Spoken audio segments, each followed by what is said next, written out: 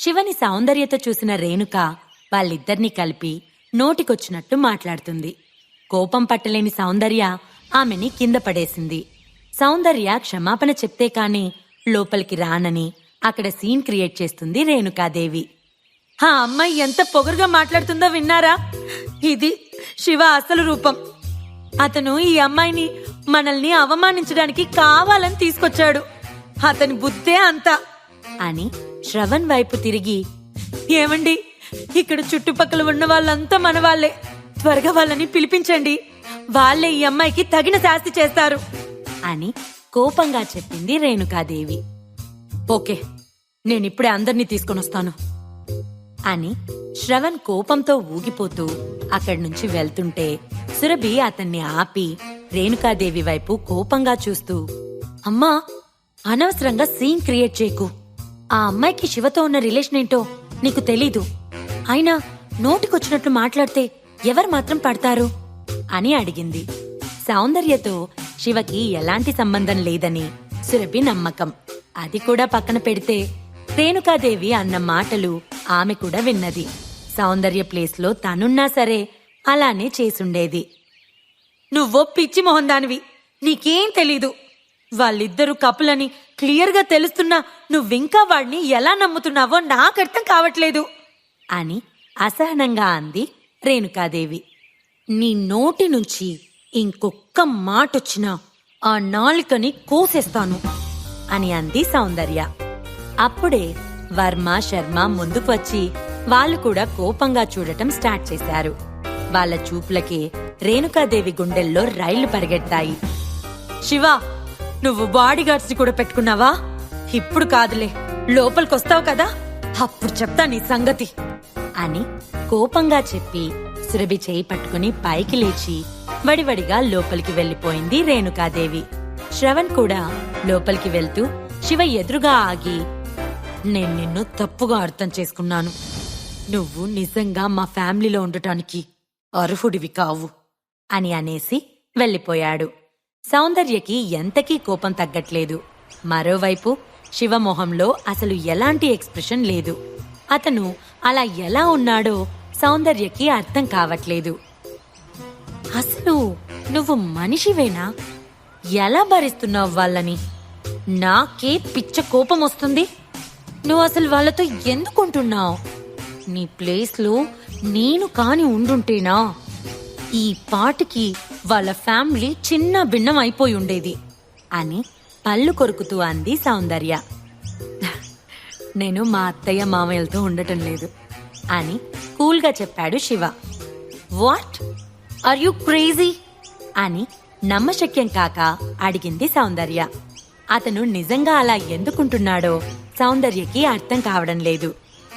ఒకరి మీద ఆధారపడే పరిస్థితి అతనికి లేదు. శివ ఈజ్ వెరీ టాలెంటెడ్, అయినా ఎందుకు వాళ్ళని భరిస్తున్నాడు అని అనుకుంది సౌందర్య. నీకు చెప్పినా అర్థం కాదులే అని ఆమె మనసును చదివినట్టు సమాధానం చెప్పేసి అక్కడి నుంచి ముందుకు నడిచాడు శివ. వాళ్ళు నిన్ను ఇంత దారుణంగా ట్రీట్ చేస్తున్నా సరే నువ్వింకా వాళ్లతోనే ఆ ఇంట్లోనే ఉండాలనుకుంటున్నావా అని అరుస్తూ అడిగింది సౌందర్య. నేను వాళ్ళతో ఉండడం లేదని నీకు ఆల్రెడీ చెప్పాగా అని అనేసి లోపలికి వెళ్లిపోయాడు శివ. అతను వెళ్లిపోయిన వైపే చూస్తూ, వాళ్ళ ఫ్యామిలీ శివని అలా ట్రీట్ చేస్తున్నా అతను వాళ్లతోనే ఎందుకుంటున్నాడంటారు చెప్పండి అని వర్మ, శర్మలని అడిగింది సౌందర్య. వాళ్ళిద్దరూ ఒకరి మొహాలొకరు చూసుకుని ఏం చెప్పాలో తెలియక సైలెంట్ గా ఉన్నారు. సురభి కూడా అతని గురించి పట్టించుకోవటం లేదు. ఇంకా చెప్పాలంటే శివ ఏ అమ్మాయితో ఉన్నా కూడా తనకి ఫరక్ పడదన్నట్లుగా ఉంది తన బిహేవియర్. అయినా కూడా శివ తన వెనుక ఎందుకు పడుతున్నాడు అని అడిగింది సౌందర్య. వర్మ, శర్మ ఆమెని అయోమయంగా చూస్తూ, శివ మిమ్మల్ని పట్టించుకోవడం లేదు కదా, మరి మీరెందుకు అతని వెంట పడుతున్నారు? అతను అలా ఉంటే మీకెందుకు కోపం వస్తుంది అని అడిగారు. అతను అన్ని అవమానాలను భరిస్తున్నాడంటే సురభిని ఎంతగా ప్రేమిస్తూ ఉంటాడు అని జలసీగా అంటూ కోపాన్ని అణచుకోవడానికి పెదవులు కొరుక్కుంది సౌందర్య. లోపలికి వెళ్లిన శివ సైలెంట్ గా వెళ్లి సురభి పక్కనే కూర్చున్నాడు. శివని చూడటంతోనే, శివ, ఎవరా అమ్మాయి? తను నీకేమవుతుంది అని అడిగింది సురభి. నేను నీకు ఆల్రెడీ చెప్పాను కదా, సౌందర్య అని. తను. నాకు ఆ అమ్మాయితో ఎలాంటి సంబంధం లేదు అని నిజాయితీగా చెప్పాడు శివ. సురభి షాక్ అయ్యి, వాట్? సౌందర్యనా? అంటే ఆ లాల్ ఫ్యామిలీకి చెందిన అమ్మాయా? తనని చాలా గారాబంగా పెంచారని, చాలా కోపం ఎక్కువని విన్నాను. ఈ మొత్తం సిటీలోనే తనతో పెట్టుకునే ధైర్యం ఎవ్వరూ చేయరు. మరి తనని అమ్మ అన్ని మాటలంటున్నా ఎలా భరించింది అని అనుమానంగా అడిగింది. నాకు తెలీదు అని చెప్పాడు శివ. బాగా గొప్పింటికి చెందిన అబ్బాయి సౌందర్యని పెళ్లి చేసుకోవాలని అనుకుని తనని అదే అడగడానికి వెళ్తే సౌందర్య బాడీగార్డ్స్ అతన్ని చితక్కొట్టి కాళ్ళు విరగ్గొట్టి పంపారు. అలా చేసినా ఆ అబ్బాయి ఫ్యామిలీ వాళ్ళు సౌందర్యని ఏమనే సాహసం చేయలేదు. ఎంతో మంది అమ్మాయిలకి ఆమె ఒక ఇన్స్పిరేషన్ అయితే అబ్బాయిలు ఆమె అంటే హడలు చేస్తారు. సురభి ఇదంతా ఆలోచించి, మరి ఆ అమ్మాయికి ఎందుకు నీ మీద అంత ఇంట్రెస్ట్?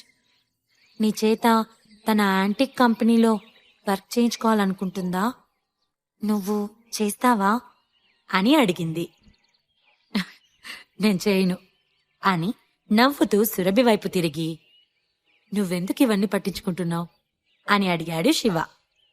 సురభికి ఏం చెప్పాలో అర్థం కాక పెదాలు కొరుక్కుంటూ, అమ్మా నాన్న నీతో ఇలా బిహేవ్ చేస్తున్నారు కదా, శిఖా ఫ్యామిలీ కూడా నిన్నింట్లో నుంచి బయటకి గెంటేయాలని అనుకుంటున్నారు.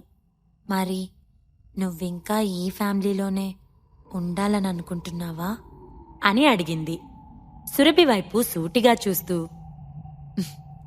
నేను ఉండనా వద్దా నువ్వే చెప్పు అని అడిగాడు శివ.